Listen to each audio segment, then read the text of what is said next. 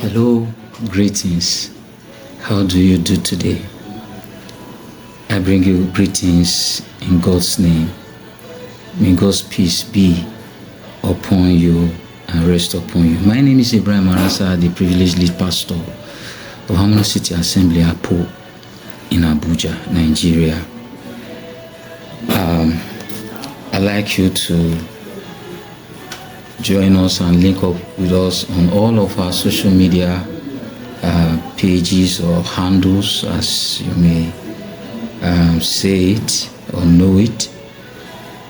TikTok, Instagram, X, and so on. I'm bringing you a teaching which will be I'll be taking maybe about 5 minutes or 10 minutes short as we look together in the Word of God, the Bible. And this is going to be of immense benefit to you. It's for parents, it's for father-in-laws and mother-in-laws and the youth, women, for everyone. Greetings, as God is going to help us to look into the Word. I'm running a series on what I call or I title Zipporah and the God of her love. Zipporah and the God of her love. All right. Let's turn our Bibles to the book of Exodus chapter 2. I'll attempt to read everything so that I wouldn't get back and be making, I'll just be making references to the Word of God. All right, Exodus chapter 2 from verse 14. I'm using the New King James translation. Now the priest of Midian had 7 daughters, and they came and drew water, and they filled the troughs to water their father's flock. Then the shepherds came and drove them away, but Moses stood up and helped them and watered their flock. When they came to Reuel their father, he said, "How is it that you have come so soon today?" And they said, in verse 19 now, "An Egyptian delivered us from the hand of the shepherds, and he also drew enough water for us and watered the flock." So he said to his daughters, "And where is he? Why is it that you have left the man? Call him, that he may eat bread." Then Moses was content to live with the man, and he gave Zipporah, his daughter, to Moses. 22. And she bore him a son, and he called his name Gershom, for he said, "I have been a stranger in a foreign land." All right, Exodus chapter 4 now from verse 18. So Moses went and returned to Jethro his father-in-law and said to him, "Please let me go and return to my brethren who are in Egypt and see whether they are still alive." And Jethro said to Moses, "Go in peace."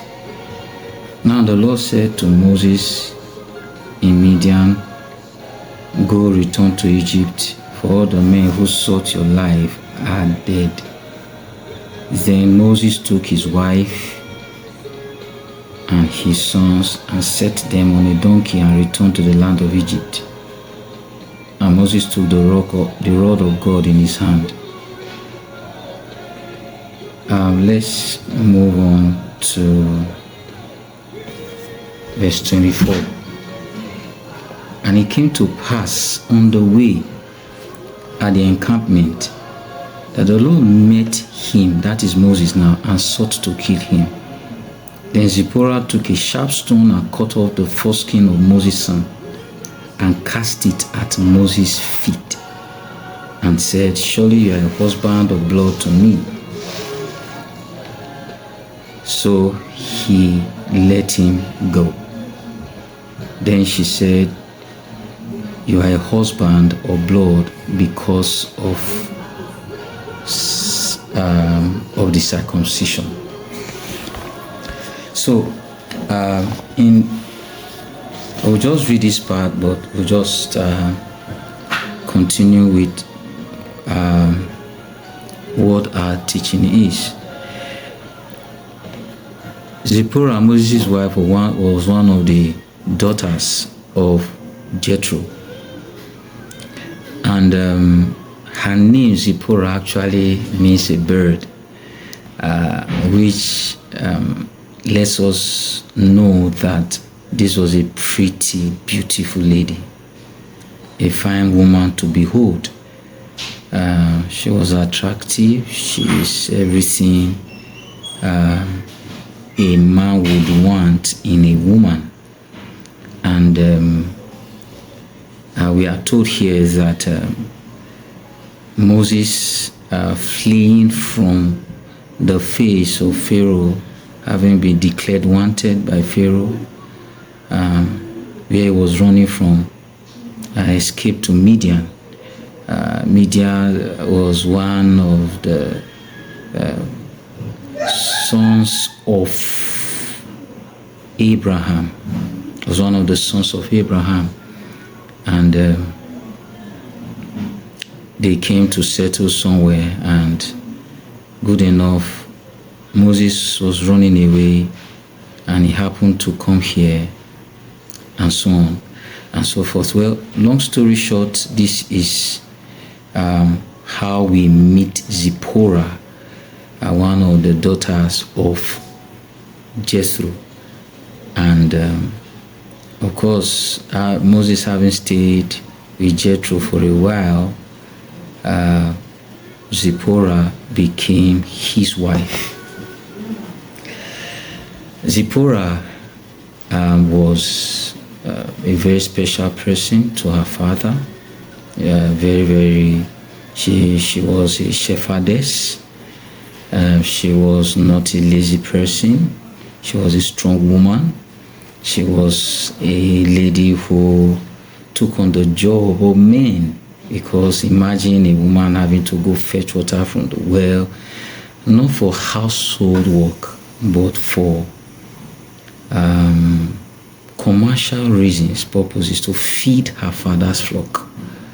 So this is a peep into Zipporah, our earliest introduction of who this lady is. What position she was in her father's house is what we do not know, but at least we know that Jethro, her father, had about 7 daughters and at least a son. That is quite clear. So this was their meeting point. Please, I'd like us to take note of this, because it is extremely important going forward. I'll see you in our next chapter, and I pray for you that grace will find you, mercy will help you to get to your next location. Be blessed. See you on the next chapter. Many thanks.